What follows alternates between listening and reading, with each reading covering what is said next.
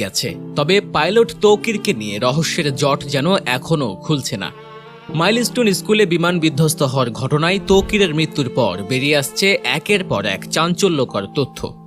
ওই ঘটনার পরপরই বিমান বাহিনীর পক্ষ থেকে জানানো হয়, ফ্লাইটের সমস্যা দেখা দেওয়ার পর পাইলট সেটিকে ফাঁকা জায়গায় নিতে চেষ্টার কোনো কমতি রাখেননি, কিন্তু শেষ পর্যন্ত সেই চেষ্টা সফল হয়নি।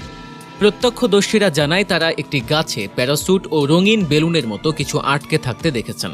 তাদের অনেকের ধারণা পাইলট দুর্ঘটনার আগে বিমান থেকে লাফ দিয়ে প্রাণ বাঁচাতে চেষ্টা করেছিলেন, কারণ বিধ্বস্ত স্থানের কিছুটা দূরে প্যারাসুট আটকে থাকা গাছটির অবস্থান পাওয়া গেছে।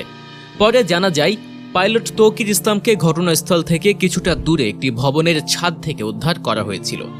বিশ্লেষকরা মনে করছেন পরিস্থিতির ভয়াবহতা অনুধাবন করে তিনি শেষ মুহূর্তে প্যারাসুট নিয়ে বিমান থেকে লাফ দিয়েছিলেন, কিন্তু দুর্ভাগ্যজনকভাবে প্যারাসুটটি গাছে আটকে